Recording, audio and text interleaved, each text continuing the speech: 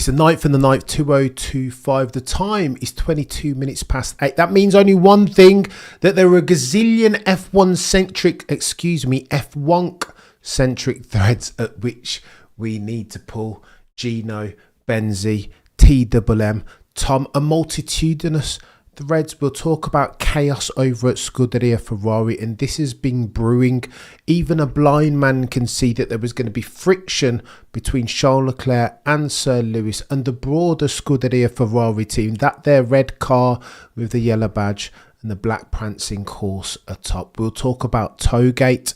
Charles Leclerc expected one, however there was not one, to be seen at the Italian Grand Prix. So too, we'll talk about Maximilian Verstappen and Damon Hill. Max has responded. We'll talk about Lauren Mecchi, who's doing one of these, Mr. Humble. Stark contrast from Christian Horner, Red Bull Racing. It's techie. We'll talk about Carlos Sainz. So too, we'll talk about Apple TV, rumoured for announcement as far as their exclusive rights to the North American F1 TV. It's going to get techie over the next 45 minutes or so. In the first instance, your boy needs to show you some slides. George Russell of Kings Lynn, Norfolk, Power rankings are out. This is where all the accredited journos get together and assess the respective performances of all the drivers over the course of a Grand Prix weekend. Guess who? Maximilian Verstappen tops your timing sheets with a perfect 10. How very dare they, do you know what I mean? Of course, Maximilian Verstappen. What else did you expect, ladies and gentlemen of the F1 jury? Did you see that drive that he put down, gapping the almighty McLaren MCL 39 with its double brake duct and flexible front wings and all? Maximilian Verstappen tops your timing sheets, a perfect 10. Alex Albon on a 9. Don't hate that. Alex Albon has been god tier this year. Give that dude some flabbers. Lando Norris, not bad, but overshadowed by the nonsensory and the shenanigans of the McLaren team, the papaya rules or whatever they are. Can you spell F1 woke? E. After Lando Norris, you've got Gabriel Bortoleto, superb, showing it in 5th, one OJ Piastri level with one King George Russell and one Fernando Plan Alonso. Why don't they bring these ratings out sooner? Isn't it Tuesday? Feels like it's been 48 hours since. Now this is important. Gabriel Bortoleto. Sometimes ignore the Max Glazers like me and what I say when I'm talking about how brilliant I think Maximilian Verstappen can be. That the difference between the good ones and the great ones is their ability to extract out of themselves the best when they need it most. A la Suzuka qualifying, or Saudi Arabia, or the British Grand Prix, or the Italian Grand Prix quality. Ignore all of my nonsense. Sometimes you got to defer to those who are closest to the circumstance. When Gabriel Bortoleto, potentially rookie of the year, crossed the line, he said, holy ish, man, Max won? That's insane. Wow, this guy. Nobody expected Maximilian Verstappen to do what he did last race weekend. 9-1 were the odds that you could have got here. Tell you what's happening as well. It feels like it's an inflection point in Max Verstappen's career. You've heard me say this on a gazillion occasions if we get the Max glazing out the way. But is it glazing really? If it's truth, value, objectivity, we will sacrifice none of those at the altar of any cognitive dissonance worthy of the mention. Here's what I mean. Feels like an inflection point in Max Verstappen's career. Here's why. I've said a gazillion occasions that I know Max wants to win, destroy, not just win, but destroy his opponents each and every single Grand Prix weekend. And I respect that. But what I think Max fails to realise is that for his legacy, when he gets in an RB21 that is materially inferior to the McLaren's MCL 39, or conquering MCL 39, and usurps it, when Max Verstappen is the difference and nails a Jeddah Corniche qualifying pole and Suzuka and British Grand Prix and Italian, all of the aforementioned against the not insubstantial odds, that's when Max Verstappen's legacy goes parabolic. That's when you don't even have a conversation as to whether this dude will be on the Mount Rushmore of F1 when all is said and done. How do I know this? Well, Damon Hill came out overnight, over the past 24 hours, and he confessed for his Max Verstappen sins. This is important. I want to revisit it because the dialogue is doing one of these on Maximilian Verstappen. It has reached its crescendo. All of the Max Verstappen naysayers can no longer do one of these and disbelieve the evidence, the cacophony, the orgy of evidence now that their own eyes and ears are presenting to them. No, no, no. It is far too much. Only a fool could be so churlish. Damon Hill, the legend that is 1996 world champion, has been critical of Maximilian Verstappen erstwhile. You'll recall that last year some say that Damon vacated his post at the internationally syndicated Sky Sports F1 by dint of being so critical of the four-time champion. Damon Hill then said that Max Verstappen utilises, no leverages, Dick Dastardly tactics. Damo's words, not mine. And he doubled down. Said that as far as Maximilian Verstappen, if everybody tries to overtake like him, then nobody would get anything done. There would be zero overtakes between now and the end of F1 history. Damo's words, not mine. Only sees you that and raises you this. You remember, he said that sport does not build character, it reveals it. Oh, the humanity. How very dare you, Damon Hill, legend of F1, one-time champion in 1996. How very dare you? Of whom are you speaking? Surely not the four-time champion. Now, I understand Damon's proclivity, that he's a clean racing driver, sports gentleman, etiquette at the forefront of his mind. I get it. I understand it. And I'll indulge him that for a second. But surely you need to understand this, the extent of the sporting endeavour par excellence that Maximilian Verstappen has been exhibiting for as near as makes no difference the past 9 years. What are we doing? Now Damon's turned a corner, hasn't he, the legend? Inflection point, Max Verstappen PLC. Here's what Damon's had to say. I know I've been critical of some of Max's passing and tactics, but there is no getting away from the fact that Max Verstappen is the driver of this age. No kidding, Sherlock. How very dare you, Damon Hill. He's a cut above in almost every respect. A phenomenon, actually. Nice job this weekend, Max Verstappen. No kidding, Sherlock. And the conversation continued because Damon doesn't mind getting involved, rolling up his sleeves and getting his elbows out as far as some responses. Some noddy chap, some B-spec noddy F1 mind called Cameron CC, whoever that dude might be. He responded and he says, "Welcome, Mr. Hill. Do help yourself to drinks. We've been expecting you for some time now." To which the legend that is Damon, and you got to respect him for getting knee deep, do you know what I mean, for rolling around in the mud with the noddy B-spec F1 mind that your boy is. Here's what Damon said. I know I've been critical of some of his passing antics. I know I didn't even get it up. Oh, bloody no. He responded to me, did Damon. He was like, listen, I'm not going back. Ignore this. Let me show you this. Damon responded to me and he said, you know what, mate, I'm not going back on, I'm not retracting, nor am I recanting any of my aforementioned assertions on Max Verstappen. All I'm saying is that he's just the best of his era, the best on the grid. And I respect Damon for that. Do you know what I mean? We accept your apology, Damon Hill. Max Verstappen, though, no chance. He responded this way. He says, I need new haters because the old ones are starting to like me. Oh, the humanity. The chaos ensues. This is back and forth F1. Clearly, nobody's got anything to do. Max Verstappen doing one of these. Do you know what I mean? Pulling no punches.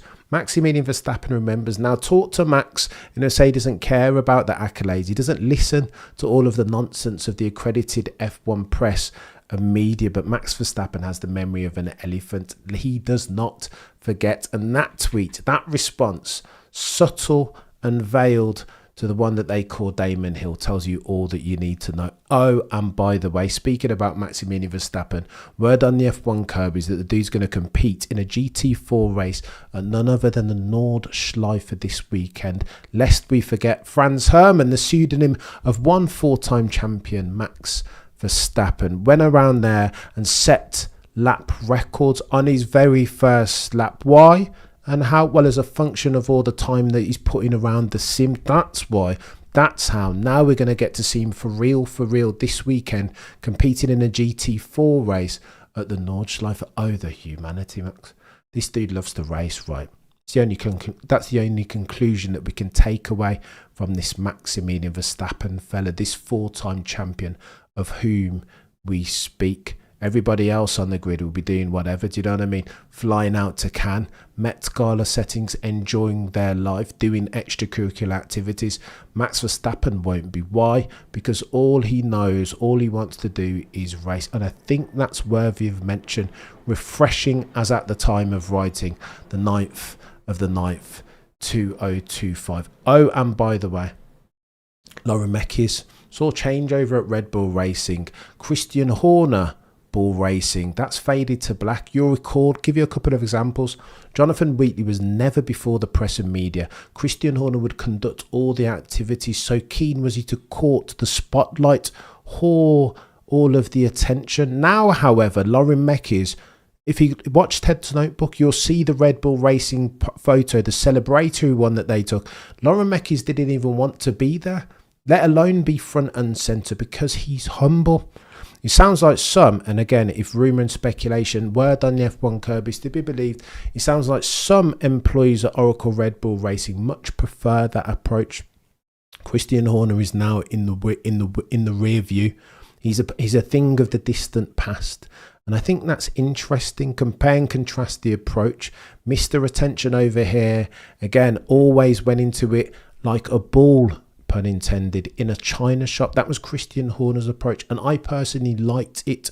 You heard me say a gazillion times that if there were a team principal on the grid with whom I would like to be in the trenches, then it would always be Christian Horner. Sack off Toto, the boy who cried wolf, because there's no lengths to which Christian Horner would not go to get even a millisecond worth of advantage, and I like that. I would like that dude on my team. When you're batting against him, then it's different. You're going to get bouncers, etc, etc. However, Lauren Mekies is coming in with a different mentality. Engineer minded, Helmut Marko Motorsport Week, he said that his common sense is his approach, and that's why all of a sudden RB21 they've got a quick car. They've nailed it when they've been struggling all season erstwhile. Now the litmus test will come around Baku, a different circuit, short duration, low speed turns. It will be techie, it will be different, it will be a tougher test for Red Bull and their RB21 if they can set it up then there with all of their new floors and fairings. Then Houston, McLaren, potentially we might have a problem. Interesting that Lauren Mekies claimed no credit for the turnaround. He said, I've had zero contribution, keen to shine a light on the team more than himself.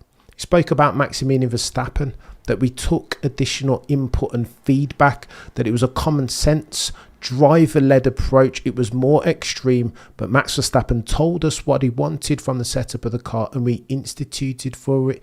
The rhetoric is different.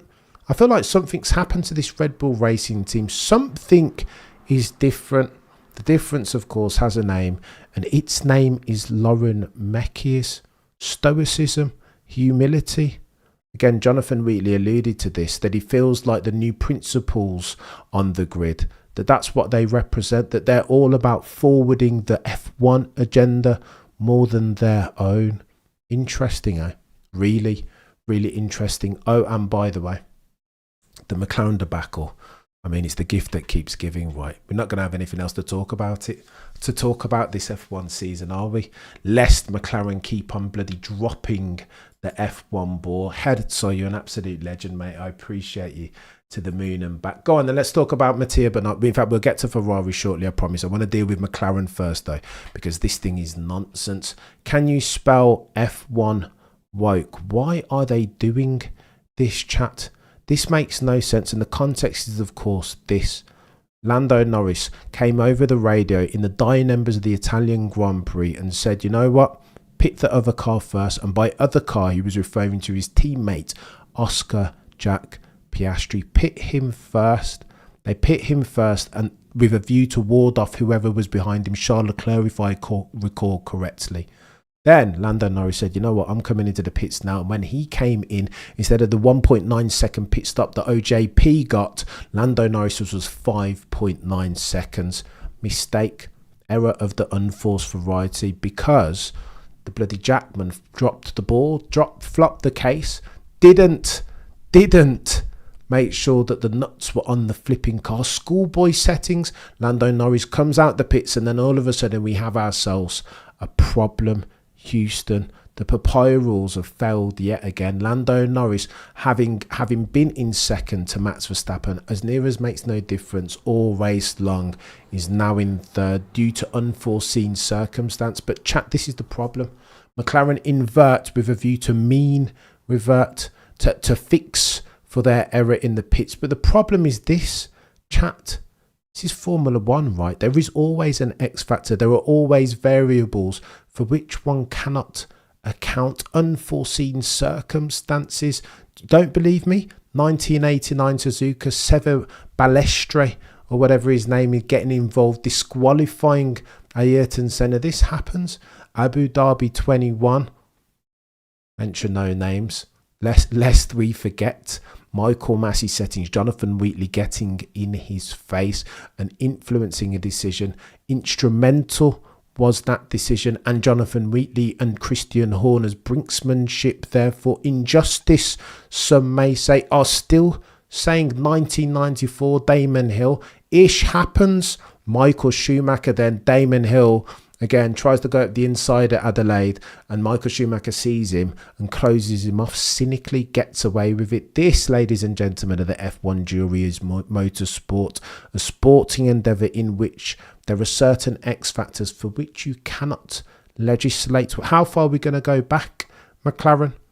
I mean, British Grand Prix, did you mean revert for Oscar Piastri's harsh penalty by all accounts? No, you did not, and therein lies the issue. Now, Oscar, bless him, was stoic enough to realise the bigger picture, to see it en plena color, take a step back from the F1 wood, to see the F1 trees and understand that he was only going to lose 3 points cumulatively to Lando in the driver's standings before the Italian Grand Prix. The gap was 34 points. Now, if I recall correctly, it is 31. No harm, no foul. Therefore, no need to burn all the McLaren goodwill just yet. But this now is a matter of when and not if this is going to come to a head. How do I know? Well, Bernie Ecclestone is saying that you slowly get the feeling that McLaren prefers a world champion named Lando Norris. This is a conversation, chat. As rogue as Bernie Ecclestone can be for his takes, we're going to be talking about this ad infinitum, in perpetuity, for the rest of the season. You can forgive now OJP fans with the British Grand Prix and the penalty that came with fresh in the memory still. You can forgive Oscar Jack Piastri fans all around the world for crying favouritism. Zach Brown has always seen Lando Norris 1.0, aka Dustin from Stranger Things, as his prodigal son. And sometimes the dots start to lie. Of course, correlation, comma, causation. The former does not necessarily imply the latter. But when you see Zach Brown and some of his demeanour, his countenance when OJP's on the top step, it's like, hang on. Maybe there's something to this. Maybe there is something to this. And Bernie Ecclestone certainly thinks, do you know what I mean? Mr. Straight Shooter, a thinking shooter who shoots always straight from the hip. Alex Brundle has done the Alex Brundle thing and seeks to clarify. But listen, Martin Brundle is a legend. Alex Brundle is his son. Therefore, surely there's lineage. Maybe I need to put some respect on his name. But I feel like Alex likes to do this a lot. Say the obvious and wrap it up ingenious packaging. But I see through it. Here's what Alex Brundle said.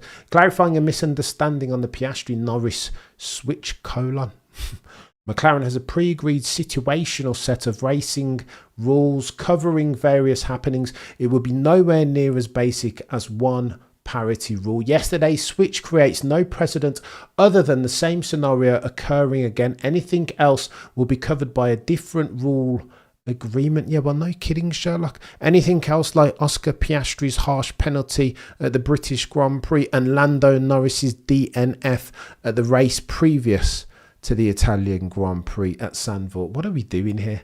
Honestly, you know, when somebody says something very simple and tries to make it sound genius, all the while knowing it is nothing of the sort. Alex Brundle concludes by saying, so drawing extreme comparisons to if one now stops, crashes, does the other need to now park up, doesn't hold water. Well, but problem is, Alex Brundle, you can forgive McLaren fans, particularly OJP fans, for thinking as much. You will now hear between now and race 24 the cries of favouritism towards Lando Norris away from OJP will only grow louder and louder and louder. It feels like we've got something of a 2016 season cooking up, and it will be interesting to see how Messrs Brown and Stella and Marshall to handle this. I was already reading today that Lando Norris, you'll recall, had upgrades, not upgrades per se, but adjustments to the suspension geometry with a view to make the car easier for him to handle,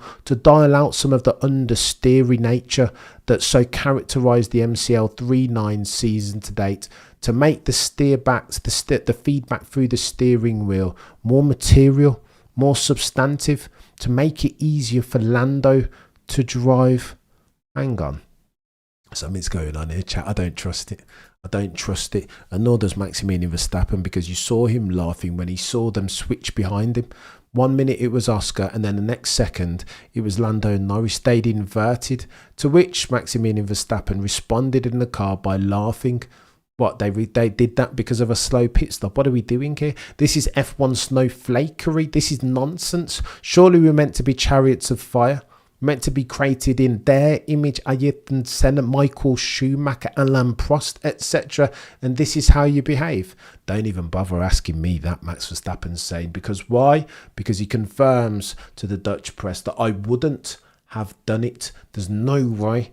You remember in 2022 when they asked Max Verstappen to help the one that they call Checo Perez in his bid to become vice champion, second in the driver's standing, he said, you know what, don't ask me that stuff again. I don't care.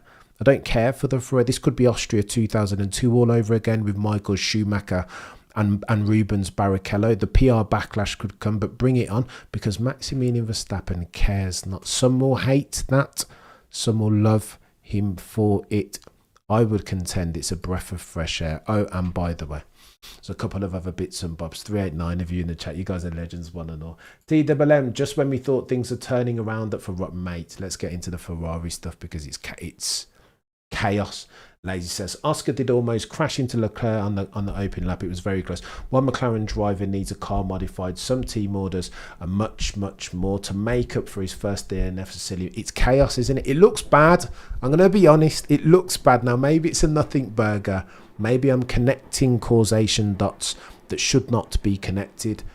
But again, my assertion goes something like this. You will forgive, even if there is no rhyme or reason to it, you will forgive OJP fans around the world for smelling a rat, for looking at McLaren like they're favouring one driver more than the other, per Bernie Eccleston.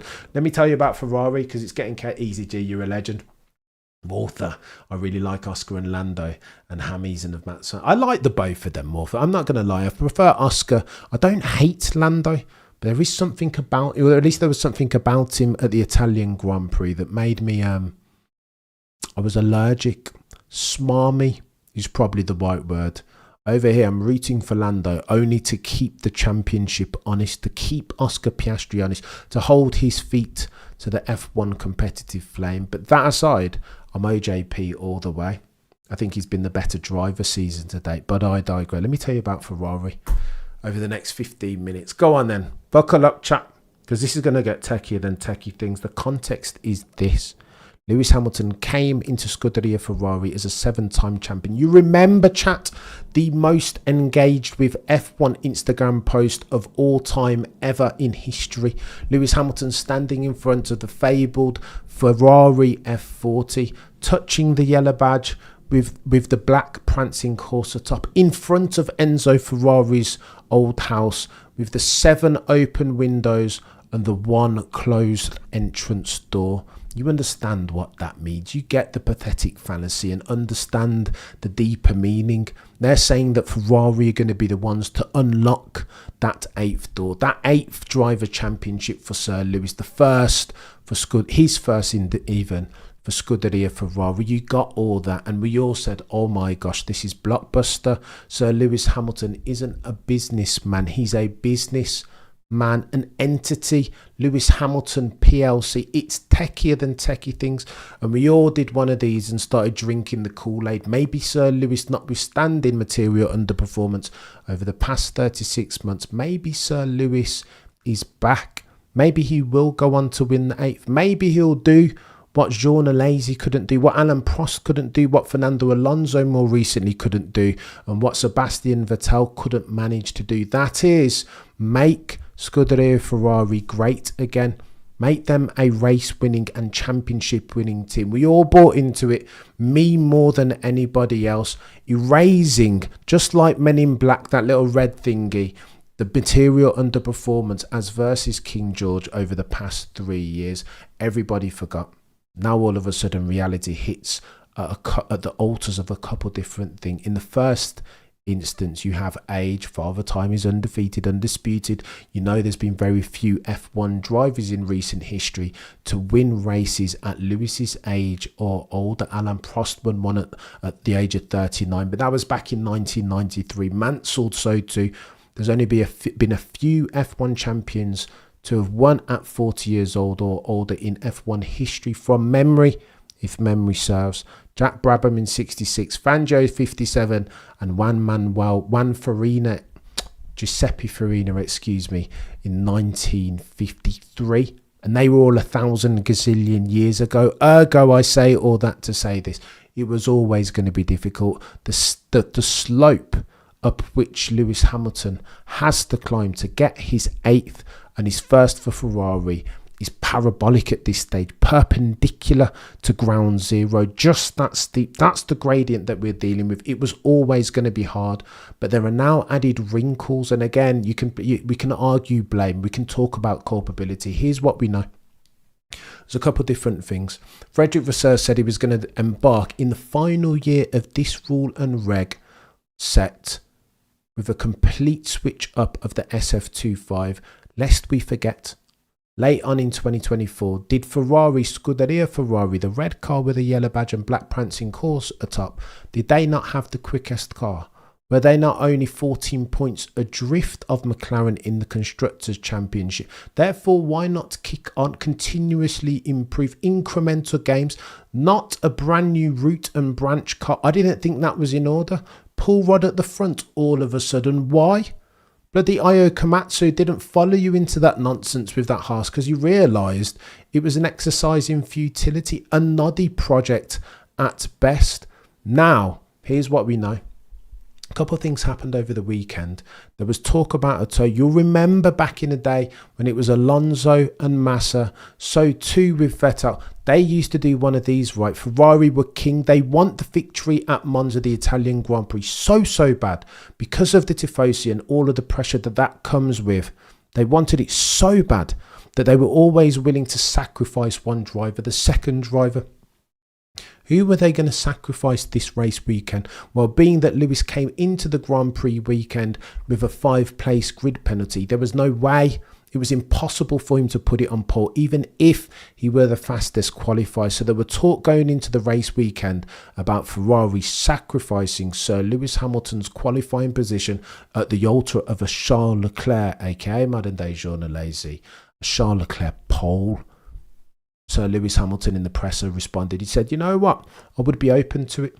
Basically, my position is gone. I will never be on pole. So I've never done it before. Do you know what I mean? I've never been a sacrificial lamb. I've never put my head on the block and helped another teammate to pole. We never did that at Mercedes, he said. And he's right. I remember in 2021 when I begged Mercedes to leverage Valtteri Bottas and give Lewis Hamilton the tow in the dying embers of that season. And they never would do it. Not at Saudi Arabia, nowhere. Qatar, they wouldn't do it out of principle. Meanwhile, over at Red Bull Racing, they were using Checo Perez like the sacrificial lamb that he was, just making sure that Maximilian Verstappen could get a tow. Now, would Ferrari do that at Monza?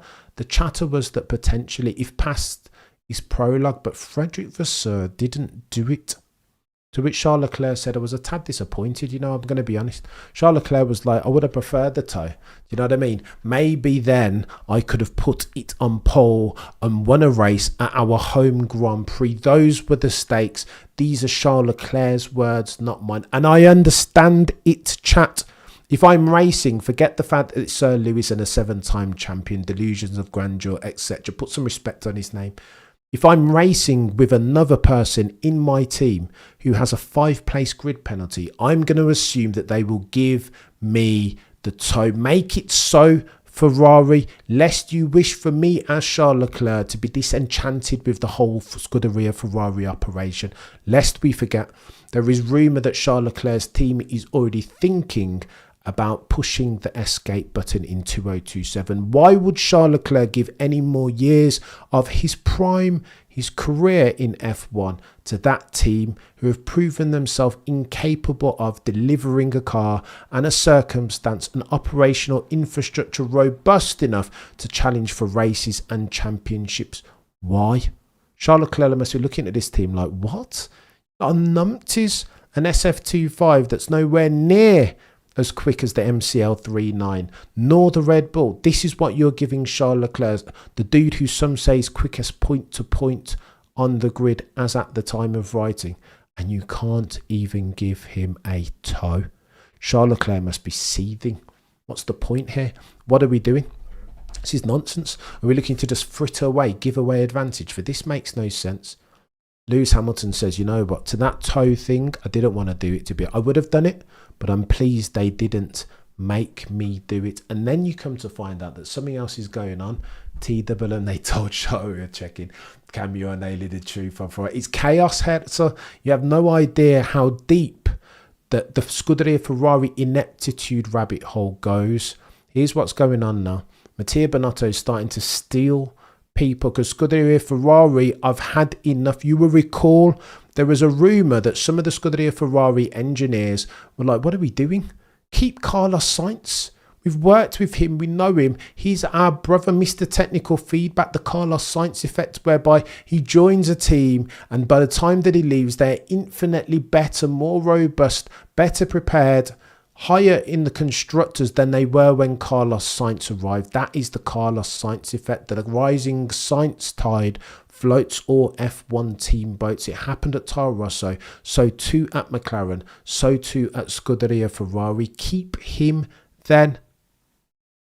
There was a robust portion, a stalwart, die-hard portion of the Scuderia Ferrari team that wanted them to keep Carlos Sainz and did not want, therefore, the likes of Elkan, Frederick Vasseur to get their way and go out and sign Lewis Hamilton, Sir Lewis Hamilton, at the age of 40 years. Yet, of course, he's a 7-time champion.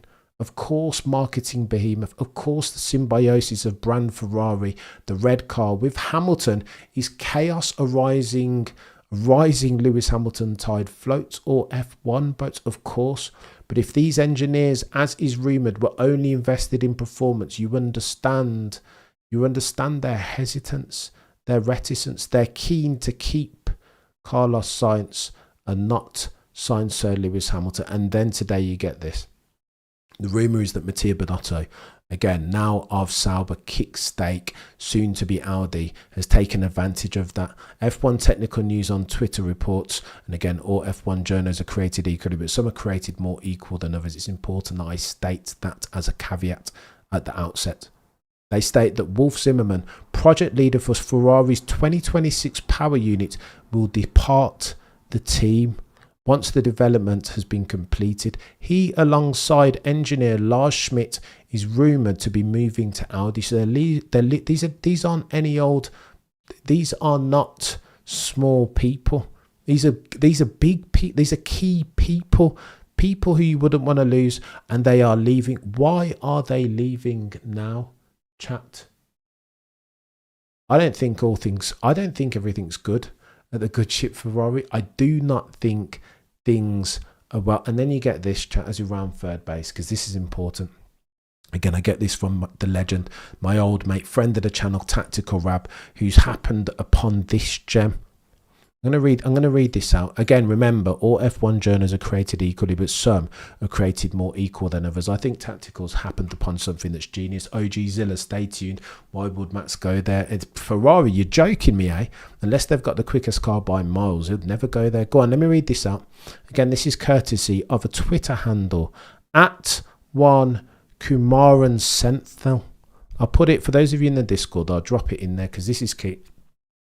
He says, quote, that before I quote it, that it's getting techier than techie things at Ferrari, that it's rancor and beef, that there is isms of the race variety involved. Here's what he said, and again, courtesy of the legend that is F1 News Tactical Web.